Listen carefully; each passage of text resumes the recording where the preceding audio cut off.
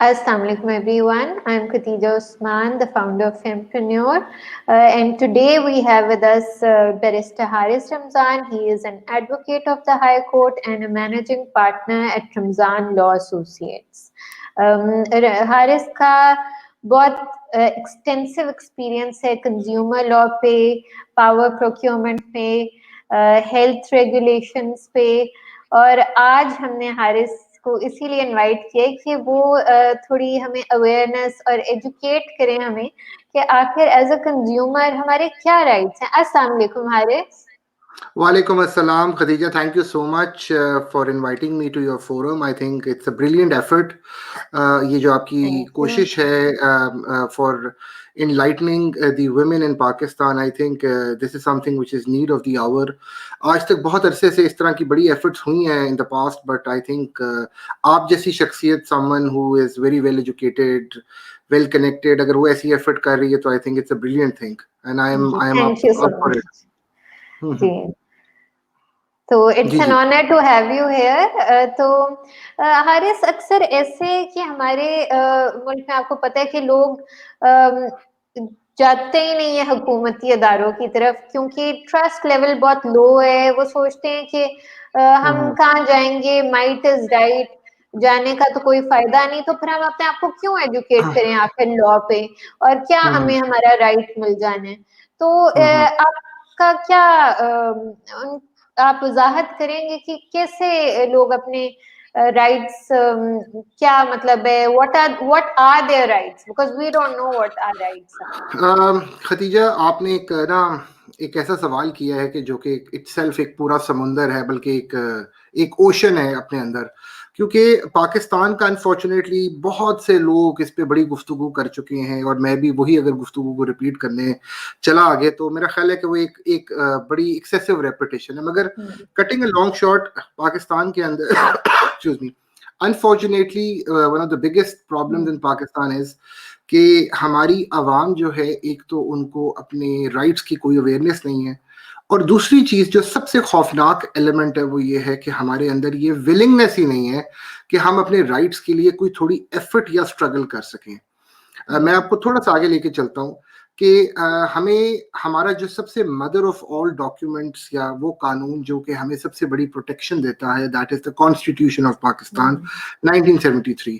अगर आप उसको देखें तो उसमें से आर्टिकल्स 8 से लेके 28 तक, यानी 8 से लेके 28 तक जो है वो फंडामेंटल राइट्स की बात करते हैं, और वो फंडामेंटल राइट्स इतने इंपॉर्टेंट और सिग्निफिकेंट राइट्स हैं जो कि दुनिया की टॉप ह्यूमन राइट्स जो ट्रीटीज हैं वो उनसे रिलेटेबल हैं। यानी कि दुनिया में जो universal declaration of human rights आया, दैट केम इन 1948, उसके बाद से अब तक 12 मेजर ह्यूमन राइट्स ट्रीटीज हैं जो ऑपरेट कर रही हैं, जिसके अंदर excuse me, convention for the elimination of discrimination against women है, चाइल्ड राइट्स के ऊपर है, फिर आपके जो कन्वेंशन अगेंस्ट टॉर्चर है, सिविल पॉलिटिकल राइट्स के ऊपर है, सोशल इकोनॉमिक राइट्स पे है। मगर आप देखें कि 73 में पाकिस्तान इतना अवेयर था कि इसने ऐसे ऐसे राइट्स इंश्योर कर दिए, जिसके अंदर राइट ऑफ लाइफ है, right to practice your own religion है, राइट ऑफ वर्क है, फ्रीडम ऑफ ट्रेड है, फ्रीडम ऑफ असेंबली है, फ्रीडम ऑफ एजुकेशन है, और इस तरह ये 8 से लेकर 28 तक ऐसे सेक्शंस हैं जो कि आपको बहुत सारे राइट्स देते हैं। और ना सिर्फ वो राइट्स आपको कॉन्स्टिट्यूशन इंश्योर करता है, बल्कि आपके लिए एक बड़ा जबरदस्त एक वे आउट है, जिसको आपने अमूमन सुना होगा कि जी रिट पिटिशन फाइल कीजिए, रिट फाइल कर दी गई जाके।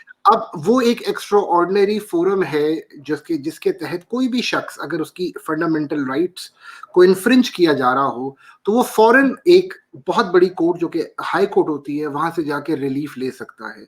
मगर अनफॉर्चुनेटली मुझे तकरीबन 14 साल हो गए हैं वकालत के प्रोफेशन में, और बहुत इस दौर में काफी एक्सपोजर एक्सपीरियंसेस मैंने देखे। मैंने खुद जुडिशियल मूवमेंट का मैं एक पार्ट था, और उसके अंदर बड़ा एक्टिवली मैंने पार्टिसिपेट किया। That time I was a very young lawyer, but still lot of experience exposure जो मुझे मिला over a period of time.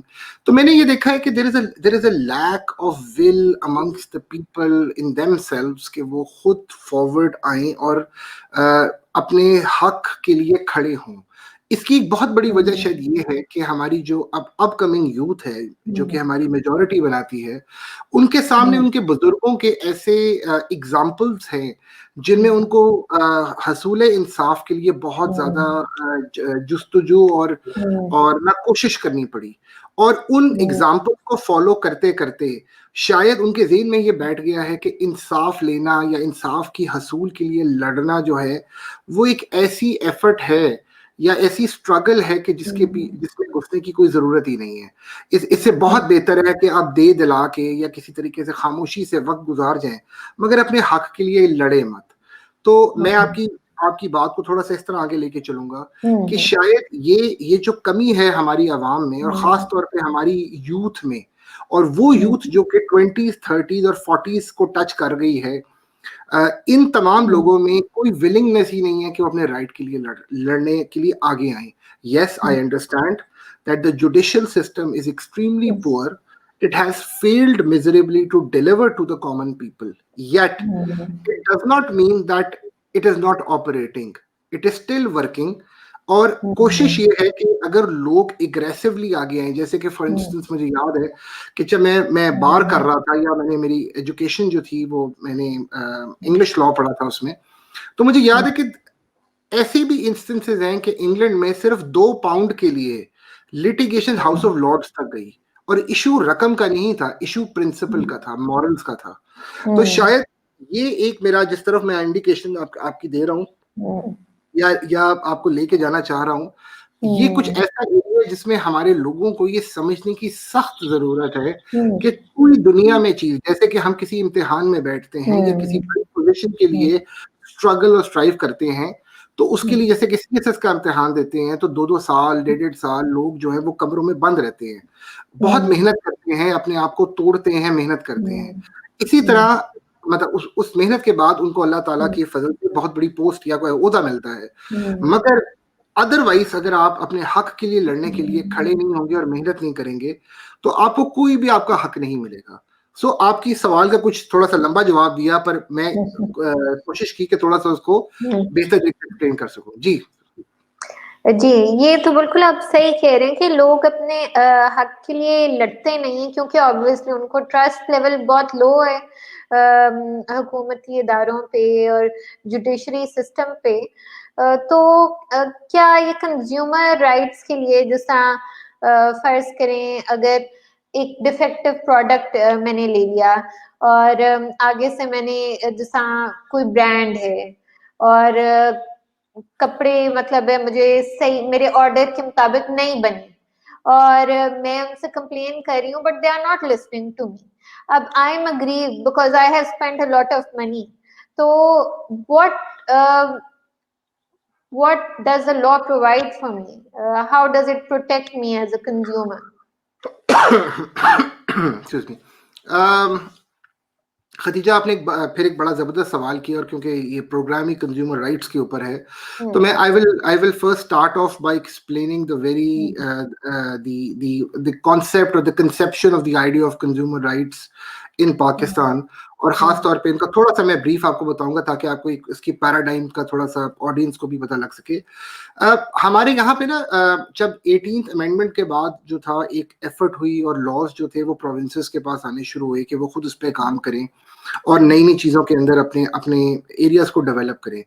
इस 18वीं तरमीम से पहले ही एक एफर्ट हुई और बड़ी डायनामिक एफर्ट हुई, मैं बात कर रहा हूँ 2004-5 की, कि प्रोविंस ऑफ पंजाब ने अपना लॉ निकाला जिसका नाम था Punjab consumer protection act of 2005। जब ये लॉ प्रोमलगेट हुआ तो मैं उन पहले वकीलों में से था कि जिन्होंने इसकी लिटिगेशन का आगाज किया, क्योंकि हमेशा जब हमारे I came across this law I realise कि एक्चुअली जो हमारे प्राइम मिनिस्टर एक बात करते हैं रियासत मदीना वाला कॉन्सेप्ट, तो रियासत मदीना का एक एलिमेंट तो ऑफ कोर्स ये है कि आप कफालत करें लोगों की और उनको अपलिफ्ट करें, मगर दूसरा एक बहुत एसेंशियल एलिमेंट ये भी है कि आपकी मार्केट फोर्सेस जो हैं वो इस तरीके से ऑपरेट करें कि एक आम आदमी जो है जो कि मेहनत मजदूरी से अपनी रोजी रोटी कमाता है उसको best value for his money है वो मार्केट में मिले। जैसे कि आपने अक्सर ये बात सुनी होगी तारीख में भी कि हजूर पाक सल्लल्लाहु अलैहि वसल्लम के दौर में, उनके बाद भी खुलफाए राशिदीन के दौर में भी खास डेडिकेटेड मैजिस्ट्रेट्स होते थे, और वो मैजिस्ट्रेट सिर्फ मेल नहीं फीमेल भी होती थी, जो कि सीनियर खवातीन होती थी सोसाइटी की, जिनका काम होता था कि वो जाके मार्केटों को सीक्रेटली ऑब्जर्व करती थी या चेक करती थी, और अगर कहीं उनको कोई ऐसी चीज नजर आए कि कोई शख्स जो है अगर गोश्त बेच रहा है, उसमें वो एक मुर्दार गोश्त की या एक गलत गोश्त की या कोई प्रोबेबली कोई पुराने गोश्त की अगर उसको मिलावट करे, या फिर कोई कोई बंदा जो है वो अगर अगर रोटियां बेच रहा है, इफ सेलिंग ब्रेड, और उसमें वो कोई आटा ठीक मिकदार में नहीं मिला रहा है, या कोई और प्रोडक्ट बेच रहा है मार्केट में या सर्विस दे रहा है, और अगर वो सही नहीं है तो उनको एग्जाम्पलरी पनिशमेंट्स मिलती थी, यहाँ तक कि उन्हें पब्लिकली दुरे मारे जाया करते थे, उनको जंजीरियां पहना के मार्केटों में घुमाया जाता था to make an example out of such people, ताकि इनको कभी जुर्रत ना हो। इससे मैं एक स्टेप और आगे जाता हूँ कि शायद आपने भी ये बात हम सब ने सुनी भी है, और ऑफ कोर्स वो इसमें कॉन्टेक्स्ट में आती है कि अल्लाह ताला ने बहुत सख्त लानत ऐसे लोगों पे दी है जो कि नाप तोल में कमी पेशी करते हैं और बेसिक कमोडिटीज के अंदर लोगों को गलत चीज बेचते हैं। तो यहीं से इसकी जो बेस है वो यहाँ से शुरू होती है कि उस रियासत मदीना के अंदर जो सबसे जबरदस्त चीज इंश्योर की गई एक आम आदमी को, वो ये थी कि आपने जो चीज एक शख्स को, कोई भी कॉमनर है जो गरीब है या अमीर जो भी है, वो मार्केट में अगर खरीदने आता है और आप एक दुकानदार हैं या आप एक ताजर हैं, तो आपने उसको वो जो प्रोडक्ट है वो वैल्यू फॉर हिज मनी जो है वो एब्सोल्युटली इंश्योर करनी है। और अब इसको इंश्योर करने का तरीका ये है कि जो हुकूमत सरकार है उसको ये इस पे पूरी एफर्ट करनी है, और उनको ये बेसिकली ऐसे पैराडाइम्स या ऐसे निज़ाम को उनको उन्होंने एस्टैब्लिश करना है जिससे ये चीजें ऑटोमेटिकली होती रहें। अब यहाँ से हम आगे चलते हैं तो 2005 में ये डायनामिक लॉ आया। ये लॉ बेसिकली दो एरियाज को अट्रैक्ट करता है, defective products and defective services. Defective जैसे कि आपने खुद फरमाया कि मैंने अगर कोई ड्रेस बनवाया या आपने कोई अपने कोई ब्यूटी प्रोडक्ट खरीदी, फॉर एग्जांपल हेयर ड्रायर, और आपने उसको इस्तेमाल किया और उससे आपके बाल जल गए या उसकी हीट ज्यादा हो गई या वो एकदम से खराब हो गया, और आपने जाके उस बंदे को पूछा कि भाई ये तुमने मुझे इतने महंगे दामों की चीज बेची है तो ये क्यों खराब हो गई, और वो बंदा जैसे कहता है कि आप जो कर ले, मैं नहीं चेंज करता आपसे। तो आपको आपकी दाद रसी के लिए ये वो फोरम है बेसिकली जो कि जिधर जाके आप सुनवाई आपको मिल सकती है, और आप इस चीज को इसका अपने साथ जो गलत हुआ इसका मदावा कर सकती हैं। ये तो प्रोडक्ट की बात होगी। अब आ जाते हैं सर्विसेज के ऊपर।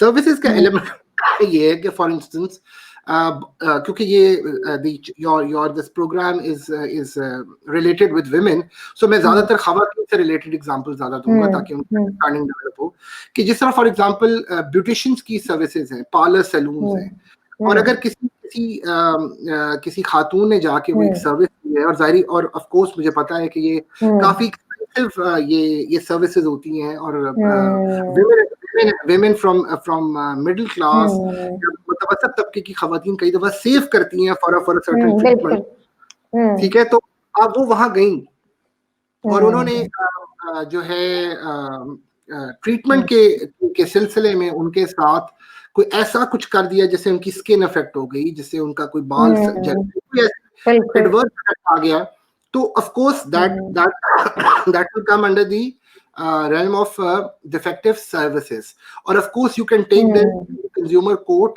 कि अब ही बताइए कि आपने इतने मुझसे चार्ज किए और आपने ऐसा मेरे साथ क्या किया। तो of course the court will dwell into the matter और they will ensure कि अगर आपके साथ ज्यादती हुई है तो वो adequately आपको उसकी एक रेमेडी मिले, और आपको भी ये एक कॉन्फिडेंस हो कि भाई जो मेरे साथ गलत हुआ है कोई मेरे साथ अब मार्केट में गलत नहीं कर सकता। तो ये तो हो गया लॉ की पैराडाइम, ठीक है।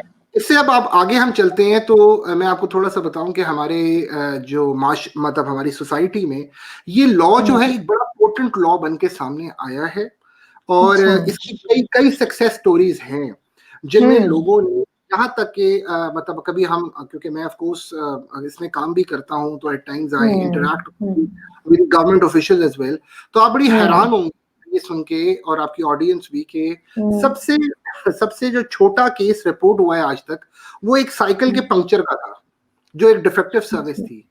यहाँ पे हमारे लोग, और बहुत सारे केसेस कोई किसी गाड़ी के ऊपर हुआ, कभी किसी ने कोई मनी ट्रांसफर की, जिस तरह मैंने एक केस किया जो कि बहुत मेजर हमारे मनी ट्रांसफर की एक फैसिलिटी सर्विस प्रोवाइडर्स हैं जिन्होंने गलत एक बंदे को आगे ट्रांसफर कर दिया था, तो वो eventually they were penalised by the court as well, they were asked to return the amount as well, and the story in this regard they go on further, और बहुत सी सक्सेस स्टोरीज है इसके अंदर, लोगों ने जिन्होंने एफर्ट की उन सब का रिजल्ट मिलता है। बट अनफॉर्चुनेटली प्रॉब्लम हमारे यहाँ पे, जैसे मैंने आपको थोड़ी देर पहले बताई थी, कि हमारी एक सर्टेन क्लास जो कि समझ अकल रखती है, जिनके पास ये नॉलेज है, जिनके पास अंडरस्टैंडिंग है, मेरी तजुर्बे ने मुझे सिखाया कि वो विलिंग ही नहीं है, they are not bothered actually take the pain and go to the court and actually fight for rights.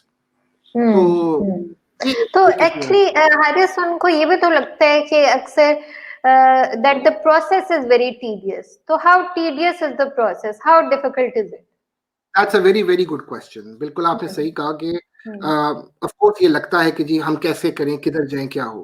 अच्छा, मैं अब आपको थोड़ा सा इसमें एक्सप्लेन करता हूँ। जब ये लॉ आया था ना, तो इस लॉ ने के जो ड्राफ्ट्समैन थे या जो इसके जिन्होंने इसे कंसीव किया था, they were aware of the fact कि we have to make it very easier for the common man, for the common public, ताकि कल को अगर उनको कोई इशू है तो वो इसको यूज करके अपने सॉल्यूशंस ले सकें। तो मैं आपको ये बताता हूँ, कानून इतना सिंपल है, इतना आसान है इसमें आपके लिए हल लेना, कि फॉर इंस्टेंस कि अगर आपको एक हुआ है, एक कोई बैड एक्सपीरियंस हुआ है फॉर इंस्टेंस, आपने सिंपल ये करना है कि अगर वो आपकी कस्टमर सर्विसेज उस इदारे की जो है वो आपको प्रॉपरली हैंडल नहीं कर रहे, and you are in a situation कि जी आपको एक बैड प्रोडक्ट या सर्विस मिली है और आपकी सुनवाई नहीं होगी, तो you just need to write a legal notice, एक नॉर्मल लेटर जैसे आप लिखते हैं, उसके अंदर एड्रेस में आप उस पर्टिकुलर ब्रांड को आप एड्रेस करेंगे, सब्जेक्ट में you will just right legal notice under the consumer protection act, कोई आपको चीज और लिखने की जरूरत नहीं है, और अंदर आपने उसकी जो main body of the letter है उसमें आपने एक्सप्लेन करना है कि जी मैंने ये चीज ली है, आपकी वजह से मुझे ये प्रॉब्लम आई है, मैं, और पूरी आपने एक्सप्लेनेशन देनी है। उसके बाद आपने कहना है कि जी मैंने आपको बड़ी दफा I have tried to contact you, but I have not received any positive response from your side, which is now or I am in a situation whereby my grievance is not being addressed, hence I'm left with no other option but to invoke the jurisdiction of the consumer court, and I'm filing this legal notice, I'm sending this legal notice to you, and you must respond to me within a period of 15 days. उसमें आपको जवाब आना चाहिए, और उसके अंदर अगर आपको कोई डैमेजेस आप समझती हैं कि जी मुझे उस चीज की वजह से हुए हैं, आप वो भी उसे कॉम्पनसेशन भी आप उससे मांग सकते हैं। 15 दिन के अंदर दैट सर्विस प्रोवाइडर और manufacturer is bound to reply you under the law. लेकिन एक चीज आपने इंश्योर करनी है, और वो ये है कि the letter has to be sent through a recognised courier service, जिसकी आपके पास एक प्रॉपर रसीद हो। जब 15 दिन आपके हो जाएंगे पूरे, और अगर लेट से उस बंदे ने आपको जवाब नहीं दिया, तो 15वें दिन के बाद ऑन द 16th डे आप कंज्यूमर कोर्ट जाइए। कंज्यूमर कोर्ट जो है वो थोड़ा सा लोगों को लगता है कि जी बहुत कोई खौफनाक सी जगह होगी, बड़ा टीडियस सा एक प्रोसेस हो, तो ये बिल्कुल गलत है। हाँ, ऑफ कोर्स कोर्ट रूम्स जो हैं वो थोड़ा सा एक उनका आप कह लें कि हवा सा है लोगों के दरमियान कि जी पता नहीं वहां क्या हो जाता है, लेकिन ऐसी बिल्कुल कोई बात नहीं है। ये जो हमारी एमयू कॉलेज से थोड़ा सा आगे जाके सेक्रेटेरिएट के करीब जहाँ कोर्ट है हमारी मेन, वहां पे सेशन कोर्ट की एक नई बिल्डिंग बनी है जो दुनिया जहां को पता है, वहां पे उसकी 3rd फ्लोर के ऊपर कंज्यूमर कोर्ट जो है वो वहां मौजूद है। आपने सिर्फ वहां जाना है, वहां रजिस्ट्रार के पास जाके उनसे कहना है कि जी ये मेरा मामला है, मुझे इसका आप सोल्यूशन चाहिए। वो रजिस्ट्रार, उनका नाम है Asif Nazir, he is a wonderful person, he is the first registrar. जब कोर्ट बनी थी तब से वो अब तक काम कर रहे हैं, बड़ी डिफिकल्ट कंडीशंस में वो वहां काम कर रहे हैं, लेकिन डिलीवर कर रहे हैं आज तक। तो वो आपको गाइड करेंगे, वो आपको एक टेम्पलेट दे देंगे कि जी आपको इस तरह करके आप यहाँ पे कंप्लेंट फाइल कर दें इन द कोर्ट। मैं आपको let me reiterate this point again and again that you do not need a lawyer to file a complaint in a consumer court. आप खुद भी जाके कुछ कर सकते हैं, लेकिन ऑफ कोर्स हम्म, लॉयर की जरूरत नहीं पड़ती है कि अगर कल को हम्म, एक मैटर कंटेस्टेड हो जाए तो then you of hmm, course services of a lawyer जो आपको हेल्प आउट कर हम्म, सके in properly pursuing the hmm, matter in that. Hmm, तो वहां पे जब आपने कंप्लेंट फाइल कर दी तो वहीं से कोर्ट जो है वो नोटिस कर देगी। इस हम्म, पूरे प्रोसेस में आपके कोई 200-300 रुपए से ज्यादा का खर्चा नहीं है आपका।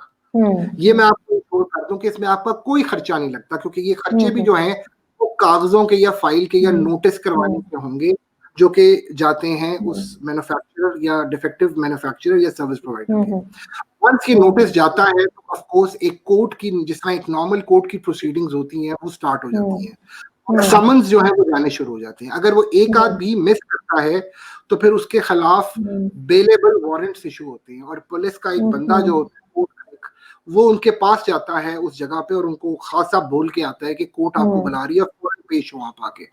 और फिर हम्म, वो बंदा वहां पहुंचता है और उसको फिर हम्म, इसकी सेंसिटिविटी का पता लगता है कि भाई अब कोर्ट रूम के आगे ये हम्म, मैटर चला जाए। अब इस हम्म, स्टेज पे आके बहुत सारे लोग जो होते हैं वो इसको सेटल कर लेते हैं। इस कोर्ट की एक और बड़ी खूबसूरती ये है कि hmm, on the first few hearings the जज tries to mediate into the matter, और वो कोशिश करता है किसी तरीके से तस्फिया हो जाए दोनों पार्टियों का, कोई विन विन सिचुएशन वो निकाल दे। और इसमें मैं एक और बड़ी बात आपको हाईलाइट करूंगा कि एक बहुत ही अमेजिंग और I would say a brilliant effort by the government of Punjab and specially the Lahore high court के एक ना उधर ही थोड़ा सा ही डिस्टेंस पे एक बहुत ही state of the art media centre बन गया, आर्बिट्रेशन अच्छा, सेंटर बन गया। वहां पर एक हम्म, बहुत ही जबरदस्त और हम्म, बहुत वेल ट्रेन्ड एक जज साहब बैठे हैं जो कि हम्म, पार्टीज के दरमियान आउट ऑफ कोर्ट सेटलमेंट की कोशिश करते हैं।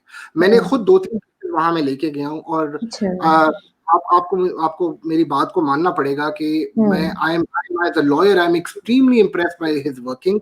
वो जितना हम्म, एक आप कह लें कि एक कंड्यूसिव इन्वायरमेंट में दोनों पार्टीज को हम्म, सुनते हैं, इतने उसकी हलीम तबीयत वाले बंदे हैं वो। I forgot his hmm, name, शायद हो सकता है वो हैं या चेंज हो गए हैं, but the effort hmm, is there.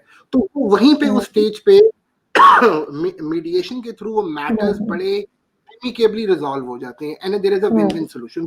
Of course, no litigant wants कि एक exaggerated या aggressive किस्म की litigation चले, क्योंकि हम्म, किसी के हम्म, पास चीज। तो हम्म, ये मैंने कोशिश की ना नटशेल काफी आपके सवाल को एक्सप्लेन करने। हाँ जी हारिस, आजकल तो लोग सोशल मीडिया का प्लेटफॉर्म बहुत यूज करते हैं। वो कहते हैं कि हम बजाय कि कोर्ट पे जाएं और it's going to be time consuming, तो हम क्यों ना एक ऐसी वीडियो बना दें जो वायरल हो जाए। एक हॉस्पिटल ने सही तरह सर्विस नहीं हमें दी तो हम कैमरा में कैप्चर करके बस वीडियो लगा देते हैं और वो वायरल हो जाती है। अब बनिस्बत उसके हाउ आप दोनों चीजें अगर वे करें एक दूसरे के side by side, so how will resorting to the law benefit them more? I think लोगों को इसका जरा ज्यादा फायदा नजर आएगा तो वो इस तरफ आएंगे, वरना तो उनको लगता है this is an easy way out के बस सोशल मीडिया पे लगा दो। आपका ये बड़ा इंटरेस्टिंग आपने पॉइंट उठाया है। एक्चुअली हम्म, ये this is the easiest way out कि कहीं भी गए, एक हम्म, तस्वीर खींची, एक वीडियो बनाई और उसको हम्म, आपने वायरल कर दिया हर जगह। लेकिन इसके रिपरकशंस भी बहुत सवेर होते हैं। बिल्कुल। देखिए, at the end of the day what we need to realize is कि of course there are rights of the consumers, but we hmm, must not forget कि on the other side the service providers or the manufacturers, they also have certain rights। बिल्कुल। और किसी भी brand को या किसी भी बड़े इस तरह की कोई ऑर्गेनाइजेशन को आप इस तरह डिफेम नहीं कर सकते। हाँ, डेफेमेशन पे उतर आते हैं ना लोग, बिल्कुल बिल्कुल। बिल्कुल। अब होता है कि एक ऐसी कैंपेन स्टार्ट हो जाती है कहीं हम्म, एक इदारे के खिलाफ। अब फॉर इंस्टेंस एक ऐसा मैटर है कि अगर आपने हर काम को करने का एक प्रॉपर हम्म, प्रोसीजर मैकेनिज्म होता है। अब ऑफ हम्म, कोर्स अगर आपके साथ एक बैड एक्सपीरियंस हुआ है और अगर हम्म, आप प्रॉपरली उसको उस ऑर्गेनाइजेशन की हम्म, मैनेजमेंट तक एजिटेट ही नहीं कर रहे, तो फिर हम्म, आप खुद सोचें कि हाउ इज इट पॉसिबल कि उसका मदावा हो सके उस मैटर का। हम्म, इसलिए फिर आप एज अ सेकंड या थर्ड स्टेज कंज्यूमर कोर्ट तक जाते हैं, but your first stages are always that forum कि जो उनके हम्म, कंज्यूमर जो सेक्शंस होते हैं या हम्म, कस्टमर सर्विसेज के जो एरियाज होते हैं। बिकॉज आपको भी पता है कि दुनिया जहां के टॉप ऑर्गेनाइजेशन इस चीज पे कितना इन्वेस्ट करते हैं और उनको हम्म, पता होता है कि इन कस्टमर से ही उन्होंने काम चलाना है। Let me give you a very small example कि ये चीज किस तरह बैकफायर कर सकती है। कि अभी पिछले दिनों क्या हुआ कि एक I would not blame them, but of course it is very important to highlight the entire incident. एक साहब हैं जिन्होंने he's an athlete, he runs a fitness center. उन्होंने कहीं he wanted a pasta sauce, ना tomato pasta sauce, something like that. तो he went to Al-Fatah, वो purchase करके लाए, सब कुछ देखा, तो उन्होंने ऐसे ही he went through the ingredients of that particular thing or that product and he found pork element in it. अब उन्होंने क्या किया कि he had raised the point before certain forum, but it was not properly agitated. There was certain problem. अब हुआ ये कि उन्होंने क्या किया कि वीडियो वायरल बना के तो उन्होंने पूरे मीडिया पे वो एक पूरी कैंपेन स्टार्ट हो गई उसके अंदर। रादर कि वो इसको एक प्रॉपर लीगल फोरम पे लेके जाते, उनको कोर्ट लेके जाते, और वो लेके गए, बट उनको प्रॉपरली एडवाइस नहीं किया गया और वो कुछ सही तरीके से हैंडल नहीं हुआ। तो इन रिटर्न अल-फतह ने उनके ऊपर एक बहुत मैसिव जो है एक लॉ सूट फाइल कर दिया फॉर डेफेमेशन। और ना सिर्फ वो किया, उन्होंने उनके खिलाफ FIA में भी कंप्लेंट कर दी और वो उनके खिलाफ क्रिमिनल केस भी स्टार्ट हो गई। अच्छा, तो ये नहीं कि लेने के देने पड़ सकते हैं अगर बंदा गलत फोरम से जाए। हाँ, बिल्कुल, एब्सोल्युटली। देखिए ना, ऑफ कोर्स अगर आप अल-फतह के फोरम पे रख के देखें तो उनको तो इवेंचुअली मैसिव डैमेज इस तरह उनको फेस करना पड़ा, क्योंकि हो सकता है कि उनको कितने सैकड़ों की तादाद में उनके कस्टमर्स उनसे दूर चले जाएं, क्योंकि उनकी तो बेस ही ये सारा कुछ है। तो उनकी स्टॉक को भी एक तरह से अटैक किया गया। सो द थिंग इज कि what we need to realise is कि अगर हम देखें कि वेस्ट में एक बहुत आप कह लें कि एक ऑर्गेनाइज्ड एक एफर्ट होती है कि वहाँ हमेशा हर काम लीगल होता है। हम कभी फिल्म देखते हैं तो हम देखते हैं कि जब दो गोरों की लड़ाई होती है तो वो कहता है okay my lawyer now see you in a court of law.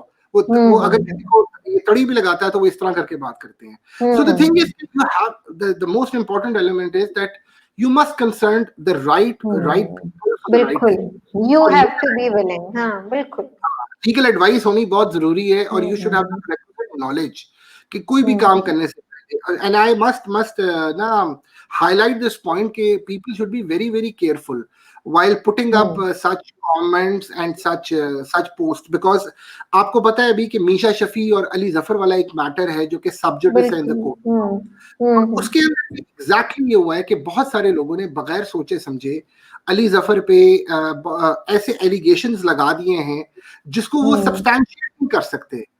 तो वो सब लोगों के खिलाफ अब FIA की कार्रवाई शुरू हो गई हुई है और उनको कोर्टों में जाना पड़ रहा है उन लोगों को। तो गिविंग एन एग्जांपल के ये जो सोशल मीडिया पे कई दफा बगैर सोचे पोस्ट्स लगाना can be very very tricky at times और काउंटर इंट्यूटिव हो सकता है। बिल्कुल, जी जी। तो और ये हमसे कोई पूछ रहा है कि ऑनलाइन शॉपिंग करें तो इसके बारे में क्या किया जा सकता है अगर कोई गलत आइटम दे दे या हमें रिस्पॉन्ड ना करे। ये आजकल ऑनलाइन क्योंकि आपको पता है ऑनलाइन बड़ी इमर्जिंग मार्केट है पाकिस्तान में, तो ये जो कंज्यूमर राइट्स एक्ट है ये इसको कवर करता है? हम कैसे इनको भी?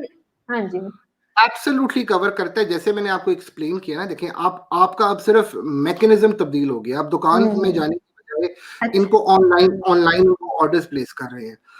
ऑर्गेनाइजेशन एग्जिस्ट करती है, उनके ट्रेड नंबर्स, उनके एड्रेसेस हर जगह आपके सामने हैं।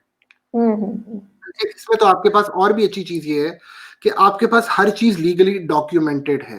एक चीज जो मैं रह गई बताना वो ये थी कि जब आप कंज्यूमर कोर्ट में जब भी जाते हैं ना, तो the most important element is that you must have a receipt of the item that you've purchased or service that you've procured. वो रसीद होना इसलिए इम्पोर्टेंट है बिकॉज वो आपका एक legal claim before the court of law establish करता है। तो अगर आप ऑनलाइन वाला जो सवाल आया है इसी का जवाब में मैं आपको बताऊंगा कि बल्कि ये तो और भी जबरदस्त चीज है क्योंकि आपकी हर चीज डॉक्यूमेंटेड है। लेकिन सर्विसेज अक्सर नहीं होती, जैसा सैलून्स में जाएं तो अक्सर आपको यूं इनवॉइस नहीं मिलती, तो वहां पे क्या किया जा सकता है? आपको उसकी कमजोरी आपकी अपनी है। बल्कि आपको इंटरेस्टिंग बात बताऊं कि अगर वो आपको नहीं दे रहे तो अब आपको सैलून्स के ऊपर सेल्स टैक्स लगता है और अच्छा। उनको वो सब्सटैंशिएट करना है। अगर वो आपको रसीद नहीं दे रहे तो वो ना सिर्फ एक गलत काम कर रहे हैं, क्योंकि कंज्यूमर लॉ के अंदर सेक्शन 19 जो है वो हर हर जो भी ये सर्विस दे रहा है या प्रोडक्ट बेच रहा है उस पे ये लाजम करता है कि उसको एक रसीद देनी है जिसमें हर चीज मेंशन होगी, यहाँ तक कि उसका एमटीएन नंबर, सब डिटेल्स मेंशन होंगे। अच्छा। तो सैलून पे ये कमजोरी आपकी अपनी है कि आप उनसे रिसीव नहीं करते। ये तो आपने, थैंक यू, आपने बड़ा इम्पोर्टेंट इंफॉर्मेशन दी है, क्योंकि ये मतलब मुझे भी नहीं पता। मैं भी कभी जाती हूँ तो कभी आज तक कभी नहीं वहां से रिसीट ली, क्योंकि होता है कि बस पैसे दिए, सर्विस करवाई और चले गए।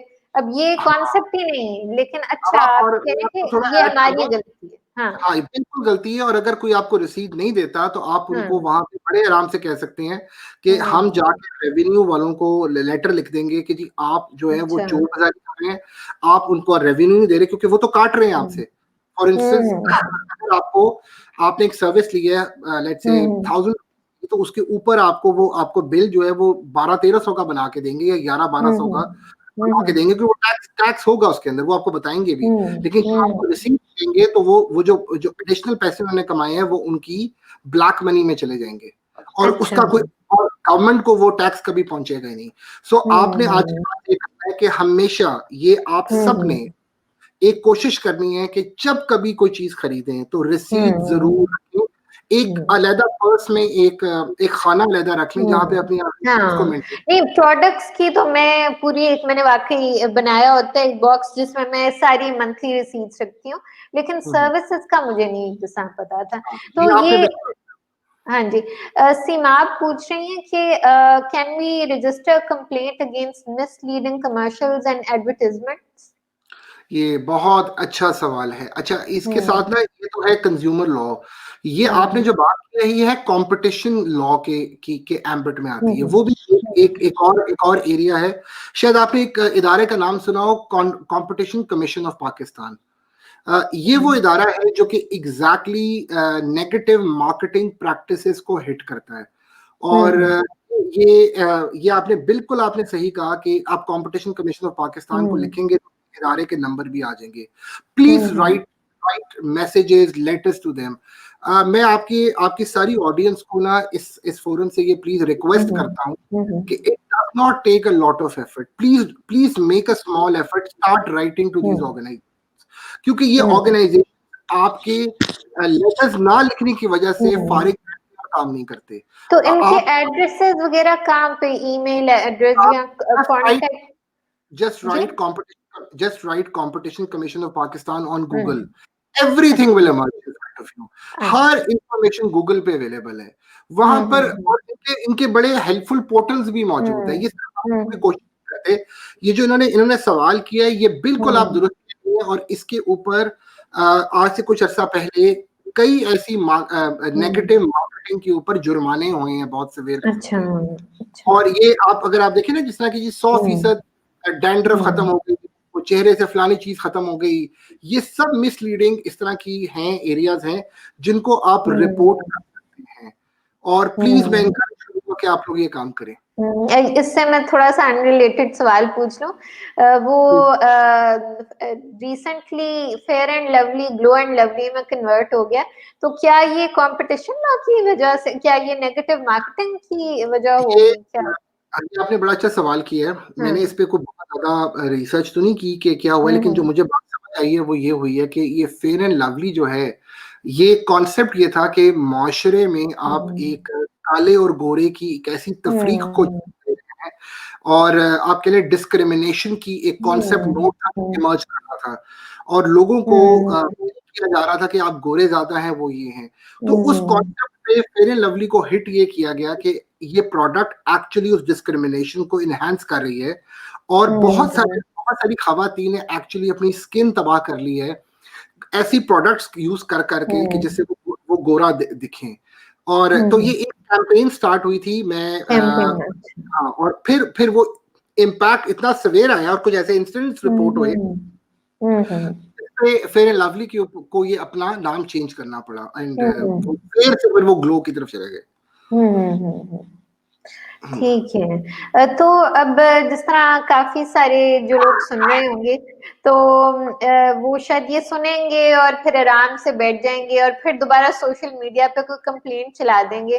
तो आप हमें कहीं गाइड कर सकते हैं हारिस के हम अगर जिस तरह आप हैं या कोई मतलब इस तरह कोई पर्सन इन बिटवीन हो जो हमें हेल्प कर दे to connect with the consumer court या मतलब to make things a little more easier for us, अगर आप हमें गाइड कर दें तो ज्यादा अच्छा होगा। ये बड़ा अच्छा आपने, थैंक यू वेरी मच, ये हाँ आपने जी। बड़ी अच्छी बात की है। मैं एक इस एरिया में आपकी पहली बात से बिल्कुल एग्री करता हूँ कि लोग ये सुनेंगे, थोड़ा सा मोटिवेट होंगे और फिर वो अगले काफी अरसे के लिए खामोश हो जाएंगे, क्योंकि प्रॉब्लम ही यही है कि लोग people are not willing to make an effort, क्योंकि जाहिर बात है 2, 4, 5 हज़ार की चीज, मैक्सिमम 10, 15 हज़ार की चीज की सोचते हैं कि जी हम इतना क्यों क्यों टाइम जाया करें, क्यों करें। अब इसमें कैविएट एक प्रॉब्लम इस तरह आती है कि अगर आपको मैं थोड़ा सा इसमें एक्सप्लेन करूं कि ऑफ कोर्स जब आप कोर्ट में जाते हैं तो अगर आप किसी लॉयर को हायर करते हैं तो lawyer are professionals, of course they charge a certain fee for a certain service.